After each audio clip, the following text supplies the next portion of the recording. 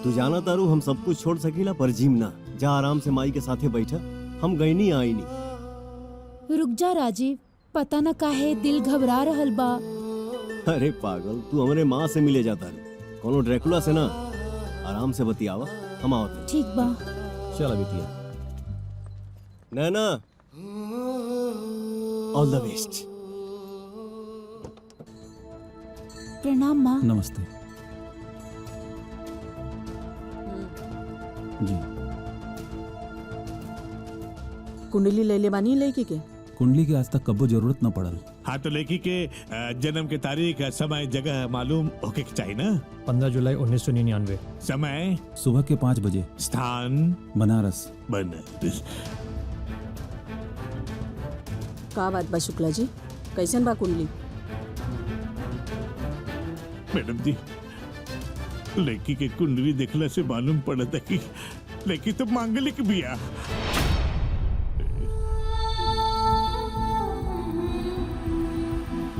बाबा के कुंडली तो लड़की से एकदम में नहीं खे मिलत। अगर गलती से भी लड़की से बाबा के बिया हो गई, अब बहू बन गई, घर में आ गई, तो पूरे घर के विनाश हो जाए। बकवास है कुंडली। अगर ये कुंडली में ऐसा कुछ लिखल बा तो ये कुंडली के हम नहीं की मानत। तुहर नाम अल्लाह से तुहर भांजी के भाग्य न बदल जाई। मांगलिक भी आई, एक खातिर कोनो मांगलिक लड़का ढूंढ ली। मांगलिक ना, लक्ष्मी बिया हमार भांजी। ये जौना घर में जाई वो घर के स्वर्ग बना दी। आप बहुत बड़ गलती कर रहे बानी मैडम।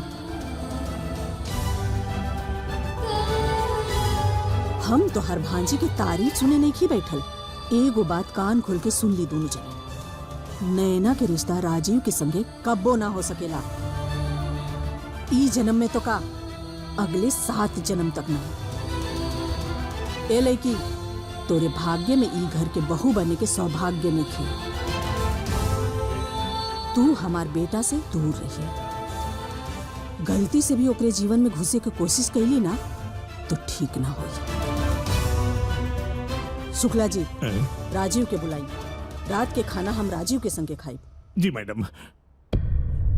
मांगलिक मांगलिक बिया।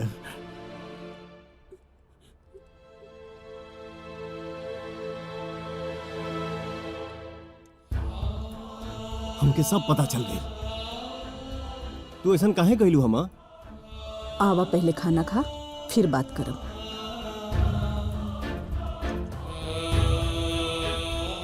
बेटा, वो लड़की तोहरे लायक नहीं खे। ई तू कहता रू?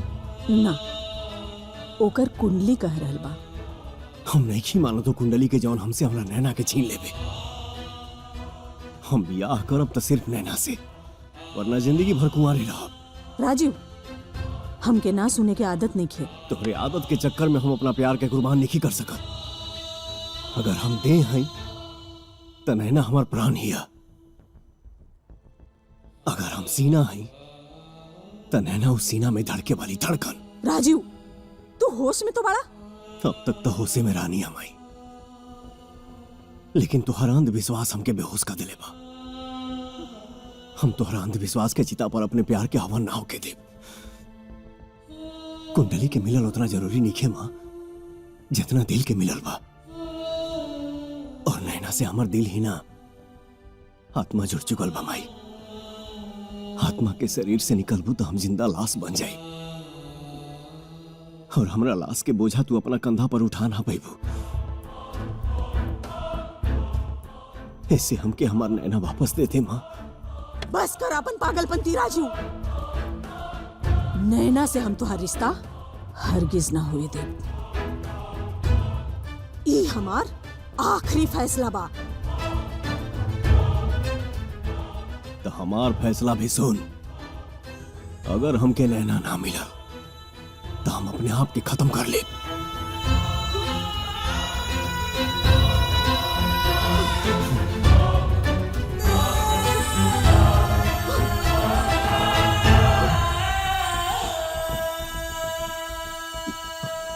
मैडम जी, राजीव बाबा बागी हो गए बड़े।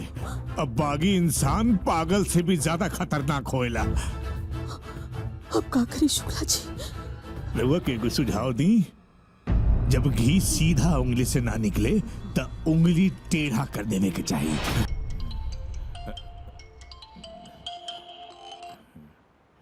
Shukla from London speaking. अरे शुक्ला जी, लाम लाम, हम ब्यूटी बोला तानी। अरे बाप रे, ये तो ससुरा पीछे ही पड़ गई। रुक बेटा, अभी तहरा अकल ठिकाने पे लगा वतनी। इस रूट की सभी लाइनें व्यस्त है। आए कृपया अगले साल संपर्क करने की कोशिश करें। ई लंदन के लाइन इतना व्यस्त रहेला भाई कि छोटा महीना बाद ला दी। ना ना, कुछ तो गड़बड़ा ले बा बेटा, लुक फेल से लगावा तनी नंबर देख के।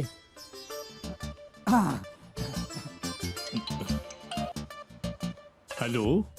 अरे शुक्ला जी, ब्यूटी कुमार, ब्यूटी गाँव वाला।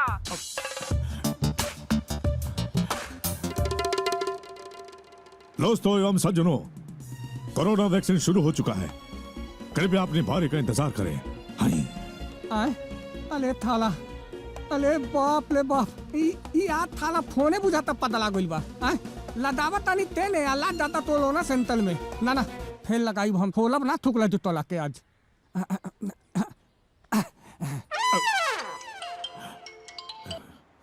हेलो, अरे शुक्ला जी, हम ब्यूटी कुमार बोल रहे हैं।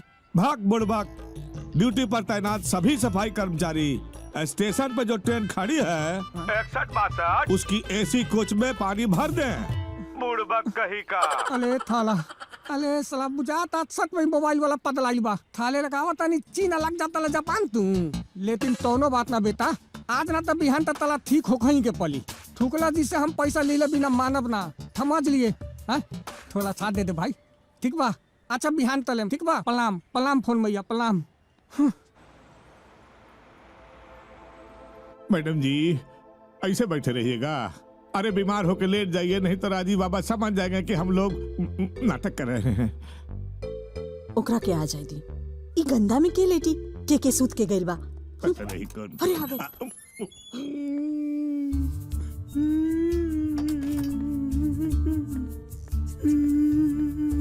राजीव बाबा माइनर अटैक रहे, वो तो भगवान के शुक्र है कि समय रहते ट्रीटमेंट हो गई, वरना कुछ भी हो सकत रहे।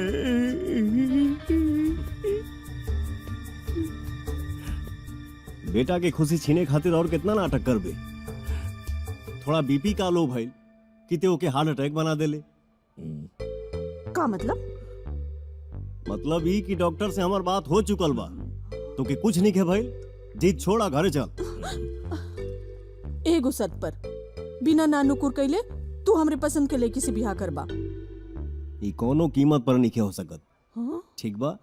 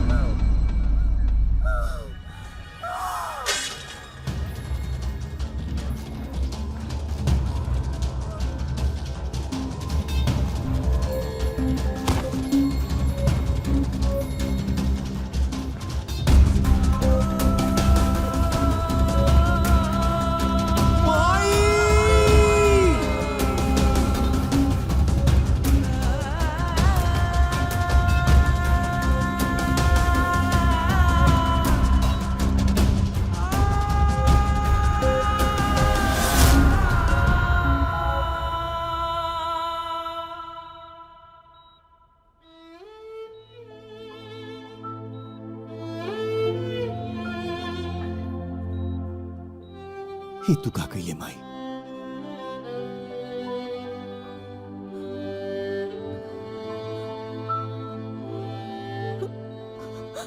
हमार चिंता मत कर बेटा,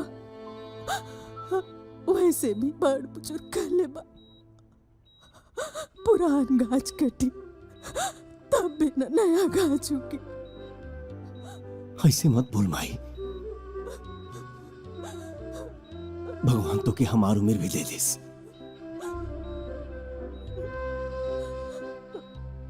राजीव, अगर कुछ दिन हमके और जियावे चाहताड़ा तो हम जहाँ कहता नहीं वहाँ शादी कर ला।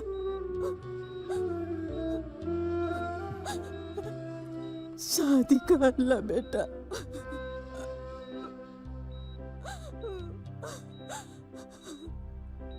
कर ला बेटा। तोरा के तोहर माई के कसम बेटा।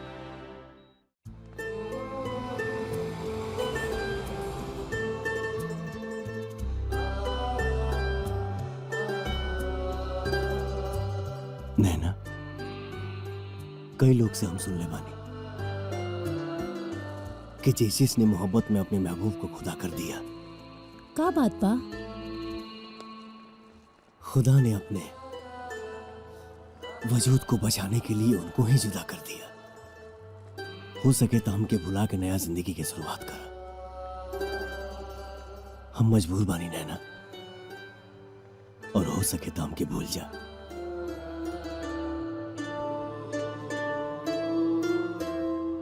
कहे सजा देवे की का शानदार रस्म निभावतारा, शहर भी जलावतारा और हमार घर भी बचावे के चाहतारा। चल जा राजीव,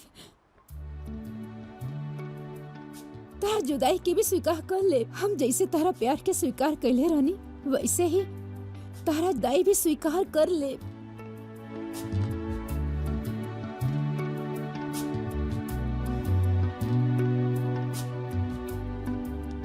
हम अपने माई के ममता के आगे हार गई बनी नैना। एक तरफ जिंदगी बा तो एक तरफ दूध के मोल। हम अपन जिंदगी हार के दूध के मोल चुकावल चाहता नहीं। राजीव, बहुत खुशनसीब बानी हम कि जितना दिन रहनी एगो लायक इंसान के साथे रहनी। बहुत सारा लोग तो 4 साल के प्यार खातिर आपन माँ बाप के वर्षों के प्यार भुला जाला, लेकिन हमके गर्व बा हमार प्यार खुदगर्जी से बच गए। जा राजीव, एगो नया दुनिया बसावा, लेकिन हाँ हमरो ऊपर एगो एहसान करी हा कि हो सके तो हमरा सामने कब मत आई हा।